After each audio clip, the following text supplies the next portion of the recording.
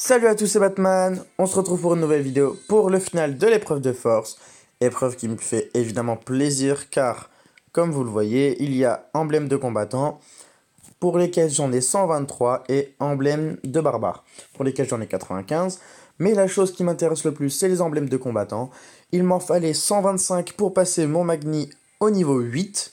Et comme j'en ai 123 et que je vais en récupérer 8 dans quelques minutes, je vais pouvoir le passer à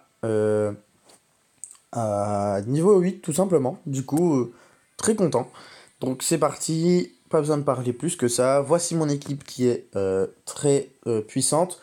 Obakan contre, en plus d'attaquer. Et Elena contre aussi pour elle, Magni et Utao. Du coup, grosse équipe, voilà. Donc ça fait plaisir. Les armes de combat sont toujours les mêmes. 2 potions de vie parce que en plus de ça j'ai pas de healer dans cette équipe, de héros qui redonnent de la vie. Et attaque à la bombe et enfin, attaque de feu et attaque de dragon. Du coup, il y a très peu de chances que je ne récupère pas mes emblèmes grâce à cette équipe là. Donc je suis pressé que ce combat se termine. Pressé également de finir mon coffre héros. Monstre, pardon. Quand il sera fini, je vais pouvoir récupérer une centaine enfin environ 100 000 de nourriture et 100 000 de fer, ce qui va me permettre d'évoluer mon Magni car j'ai un petit manque en fer et en nourriture, du coup ça va pouvoir le combler, de terminer ce coffre. Du coup je vais utiliser une recharge d'énergie. Une recharge d'énergie, la rouge, je sais plus comment elle s'appelle. Et du coup, ça va me permettre tout simplement de finir mon coffre et de récupérer les ressources dont j'ai besoin pour évoluer mon Magni. Et atteindre le niveau 8 juste avant le début de la guerre, qui démarre d'ici 30 minutes. Un petit peu moins parce que j'ai commencé il y a quelques minutes, donc on va dire 25. Elle démarre dans 25 minutes. Donc c'est parti, 25 minutes en sachant qu'il est maintenant 11h04, voilà.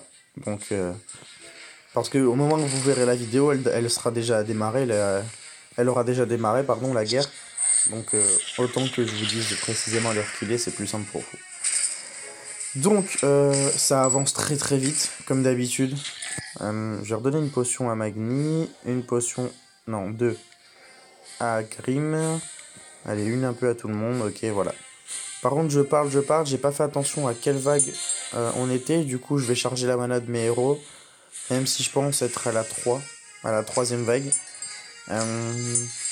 D'habitude, le conseil qui revient toujours, c'est de charger la mana de tous vos héros avant la 5ème vague, c'est-à-dire quand vous êtes à la 4ème, vous chargez la mana de tout le monde, comme ce que je viens de faire maintenant, pour être le plus armé en arrivant au début de la 5ème vague, face aux adversaires les plus coriaces. Là, toi tu tombes. Ah, allez, tombe plus vite. Alors, sommes-nous à la 5ème vague? Non, 4ème, c'est ce que je pensais. Ok, donc on va pas tout lâcher maintenant. Redonner de la vie à Magni. À Grim aussi, ok.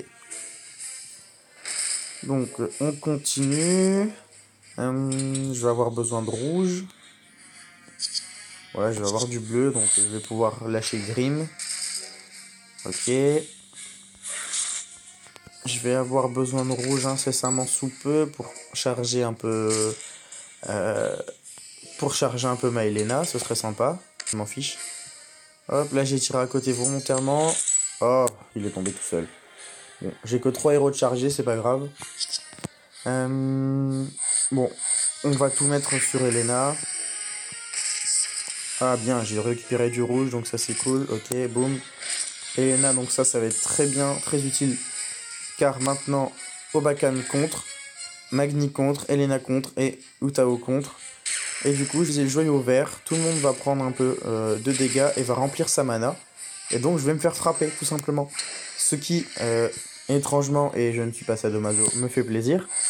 Car, tout simplement, ils vont prendre très cher à me taper.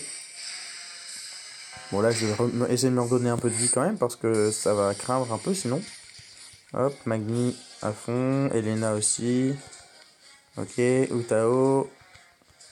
Tu seras pas à fond, mais c'est pas grave. Hop, 900, ok. Et j'en donne les 6 derniers à Obakan. Voilà, ok. Maintenant que ça c'est fait, on continue. Violet, jaune, violet.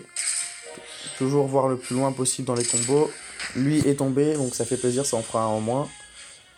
Elena s'est fait contrer, donc elle est tombée. Ça fait plaisir ouais, également. Ok.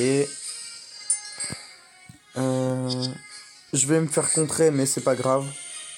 Elena a ressuscité, mais elle est morte à nouveau. Et ça fait très plaisir.